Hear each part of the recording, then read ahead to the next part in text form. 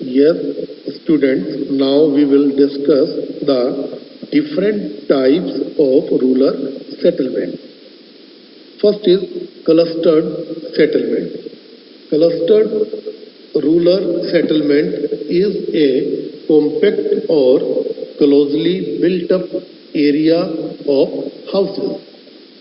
In this type of village, the general living area is distinct and separated from surrounding farms, barns, and pastures.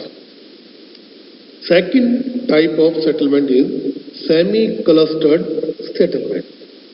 These may result from tendency or clustering in a restricted area of dispersed settlement. And third one is hamleted settlement. It is fragmented into several units physically separated from each other bearing a common name. These units are locally called Panna, Pada, Pali, Nagla, etc. in the various parts of country. And fourth is dispersed settlement. These patterns in India appears in the form of isolated huts or hamlets of few huts in remote jungles or on small hills with farm or pasture on the slopes. In this slide, you can observe the pictures of different types of settlement. Second type of settlement is urban. Unlike rural settlements, urban settlements are generally compact and larger in size. They are engaged in a variety of non-agricultural, economic and administrative functions. Evolution of town in India. Towns flourished since prehistoric times in India. Even at the time of Indus Valley civilization, towns like Harappa and Mohenjo-daro were in existence. On the basis of their evolution in different periods, Indian towns may be classified as number one, ancient towns, number two, medieval towns, number three, modern towns. Ancient towns. There are number of towns in India having historical background spanning over 2000 years. Most of them developed as religious and cultural centers. Varanasi is one of the important towns among these.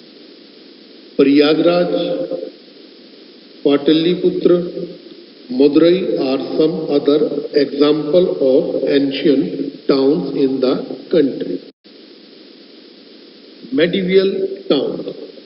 About 100 of the existing towns have their roots in the medieval period. Most of them developed as headquarters of principalities and kingdoms. These are four towns which came up on the ruins of ancient towns. Important among them are Delhi, Hyderabad, Jaipur, Lucknow, Agra, and Nagpur. The third type of town are modern towns. The British and other Europeans have developed a number of towns in India, starting their foothold on coastal locations. They first developed some trading ports such as Surat, Daman, Goa, Pondicherry, etc. They established there administrative centers, hill towns as summer resorts, and added new civil, administrative, and military areas to them. Town based on modern industries also evolved after 1850. Jamshedpur can be cited as an example. After independence, a large number of towns have been developed as administrative headquarters. For example, Chandigarh, Bhubaneswar, Gandhinagar, Dispur, etc. And industrial centers such as Durgapur, Bhilai, Sindri, Broni, etc. Some old towns also developed as satellite towns around metropolitan cities such as Ghaziabad, Rohtak, Gurugram around Delhi. With increasing investment in rural areas, a large number of medium and small towns have developed all over the country.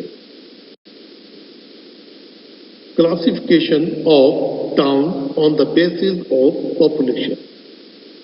Class 1 city, population 1 lakh and more. Class 2 town, population between 50,000 to 99,999. Class 3 town, population between 20,000 and 49,999. Class 4 town, population between 10,000 and 19,999. Class 5 towns, population between 5,000 and 9,999. And class 6 town, where the population is less than 5,000.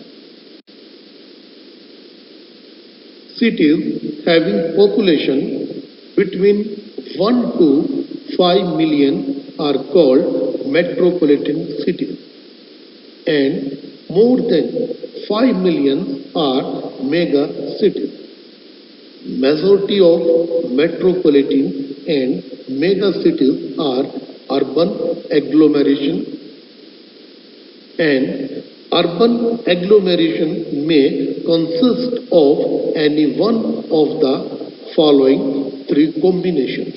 First is a town and its adjoining urban outgrowth. Second, two or more contiguous towns with or without their outgrowth.